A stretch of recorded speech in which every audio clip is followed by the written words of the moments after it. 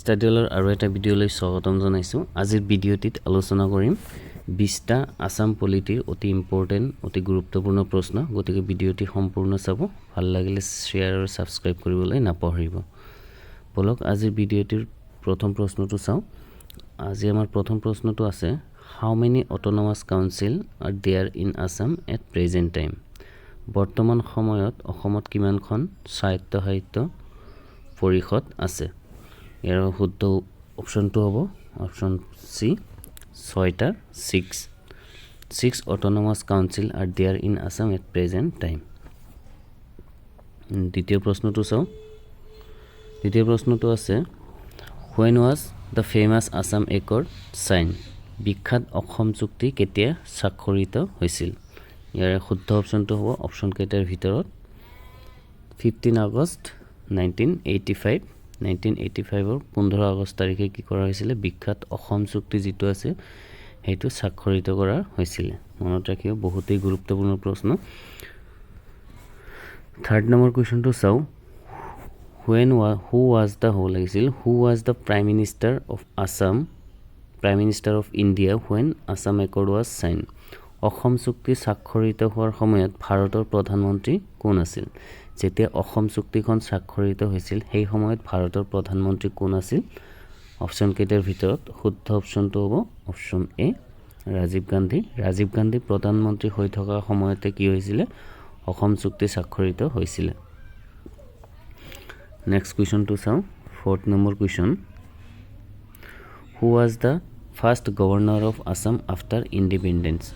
স্বাধীন অসমৰ প্ৰথম ৰাজ্যপাল কোন আছিল? স্বাধীন অসমৰ প্ৰথম ৰাজ্যপাল বুলি ক'লে অপশ্যন কেইটাৰ ভিতৰত শুদ্ধ অপশ্যনটো হ'ব চি ছাৰ মহম্মদ ছালেহ আকবৰ হাইদৰি। তেখেত আছিল ভাৰত স্বাধীন হোৱাৰ পিছত প্ৰথমজন governor. Fifth number question, who was appointed as the first governor of Assam in 1921? 1921 চনত কোনজন ব্যক্তিক অসমৰ ৰাজ্যপাল হিচাপে নিয়োগ কৰা হৈছিল? ইয়াৰ শুদ্ধ অপশ্যনটো হ'ব option A Nicholas Beatson Bell. তেখেত আছিল 1921 চনত এপইণ্টেড হোৱা governor of Assam. Six number question, who was the first Assamese to be appointed as a governor of Indian state? অসমৰ পৰা আন এখন ৰাজ্যৰ ৰাজ্যপাল হোৱা প্ৰথমজন অসমীয়া ব্যক্তিজন কোন আছিল? ইয়াৰ শুদ্ধ অপশ্যনটো হ'ব অপশ্যন এ বিষ্ণুৰাম মেধি।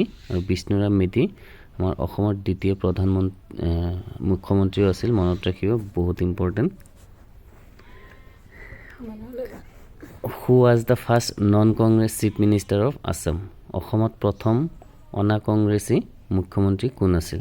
যিজন কংগ্ৰেছৰ পৰা হোৱা নাছিলে। ইয়াৰ শুদ্ধ অপশ্যনটো হ'ব Golap Borbora. Option number B is the correct option. Next move to the next question. Question number 9. The Assam Public Service Commission APSC came into existence in the year. কোন চনত অসম লোকসেৱা আয়োগ গঠন কৰা হৈছিল? ইয়াৰ শুদ্ধ অপশ্যনটো অপশ্যন চি 1 এপ্ৰিল 1937। 1937ৰ 1 এপ্ৰিল তাৰিখে কি কৰা হৈছিল? APSC গঠন কৰা হৈছিলে। 10 number question, which state was separated from Assam in 1963? 1963 চনত কোনখন ৰাজ্য অসমৰ পৰা পৃথক হৈছিল? ইয়াৰ শুদ্ধ অপশ্যনটো হ'ব নাগালেণ্ড। বা প্ৰশ্নটো এনেকৈও সুধিব পাৰে, নাগালেণ্ড কেতিয়া গঠন কৰা হৈছিল বা 1963 চনত গঠন হোৱা ৰাজ্যখনৰ নাম কি? ইয়াৰ শুদ্ধ অপশ্যনটো হ'ব নাগালেণ্ড অসমৰ পৰা পৃথক হৈছিল। 11 নম্বৰ প্ৰশ্ন, Bodoland territorial council is a result of which of the following constitutional provision? নিম্নলিখিত কোনটো সাংবিধানিক ব্যৱস্থাৰ আধাৰত বড়োলেণ্ড টেৰিটৰিয়েল কাউন্সিলৰ সৃষ্টি হৈছে? এইটো আমি সকলোৱে জানো, বহুত ইম্পৰ্টেণ্ট কুৱেশ্যন। 6 শিডিউল 6ষ্ঠ অনুসূচীৰ পৰা কি কৰা হৈছিলে? বড়োলেণ্ড টেৰিটৰিয়েল কাউন্সিল ফৰ্ম কৰা হৈছিলে। Option number C is the correct option. 12 number question, when was Bodoland territorial area district BTAD formed? কোন চনত বড়োলেণ্ড টেৰিটৰিয়েল এৰিয়া BTAD গঠন কৰা হৈছিল? আৰু ইয়াৰ শুদ্ধ অপশ্যনটো হ'ব অপশ্যন এ 10 ফেব্ৰুৱাৰী 2023।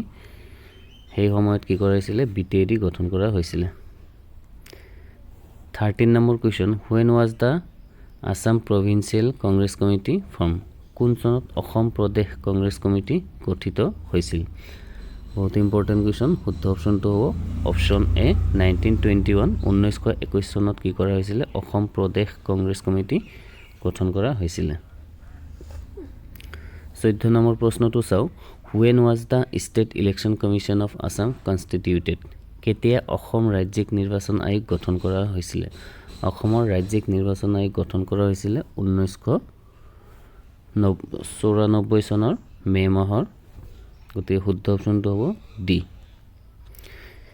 15 নম্বৰ প্ৰশ্নটো চাও who was the first speaker of the Assam Legislative Assembly Assam বিধানসভাৰ প্ৰথম অধ্যক্ষজনৰ নাম কি এৰ শুদ্ধ অপচনটো হ'ব বাবু বসন্ত কুমাৰ দাস তেখেত আছিল কি Assam Legislative Assembly প্ৰথমজন speaker person 16 number question when the president's rule was imposed in Assam after independence স্বাধীনতাৰ পিছত কোন চনত অসমত প্ৰথমবাৰৰ বাবে ৰাষ্ট্ৰপতি শাসন প্ৰৱৰ্তন কৰা হৈছিল আৰু ইয়াৰ শুদ্ধ উত্তৰটো হ'ব অপচন এ 12th December 1979 1979 চনৰ 12 ডিসেম্বৰ তাৰিখে অসমত পোন প্ৰথমবাৰৰ বাবে কি কৰা হৈছিল ৰাষ্ট্ৰপতি শাসন প্ৰৱৰ্তন কৰা হৈছিল